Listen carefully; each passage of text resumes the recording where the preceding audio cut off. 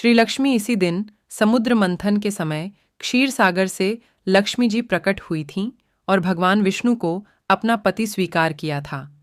कथा इस प्रकार है। एक बार भगवान शंकर के अंशभूत महर्षि दुर्वासा पृथ्वी पर विचर रहे थे। घूमते घूमते वे एक मनोहर वन में गए। वहां एक विद्याधर सुंदरी हाथ में पारिजात पुष्पों की माला लिए खड़ी थी। वह माला दिव्य पुष्पों की बनी थी। उसकी दिव्य गंध से समस्त वन प्रांत सुवासित हो रहा था। दुर्वासा ने विद्याधरी से वह मनोहर माला मांगी।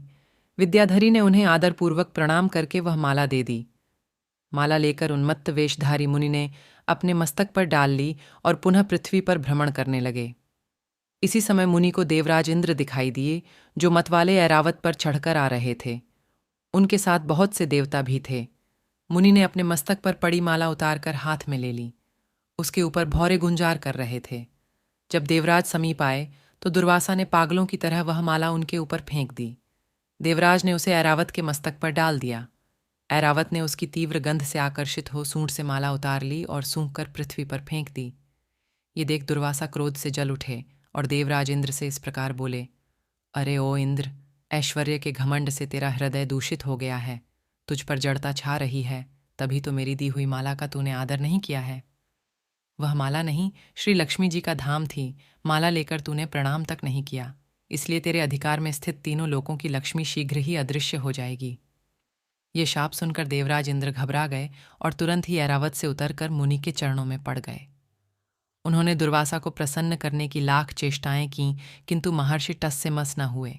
उल्टे इंद्र को फटकार कर वहां से चल दिए। इंद्र भी ऐरावत पर सवार हो अमरावती को लौट गए। तब से तीनों लोकों की लक्ष्मी नष्ट हो गई। इस प्रकार त्रिलोकी के श्रीहीन एवं सत्वरहित हो जाने पर दानवों ने देवताओं पर चढ़ाई कर दी। देवताओं में अब उत्साह कहाँ रह गया था। सबने हार मान ली। फिर सभी देवता ब्रह्मा जी की शरण में गए।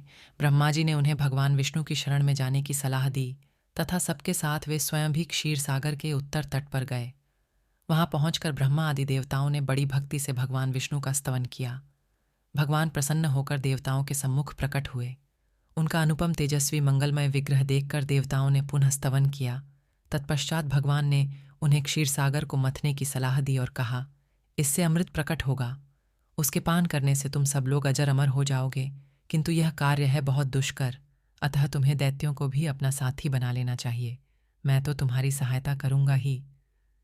भगवान की आज्ञा पाकर देवगण दैत्यों से संधि करके अमृत प्राप्ति के लिए प्रयास करने लगे। वे भांति भांति की औषधियां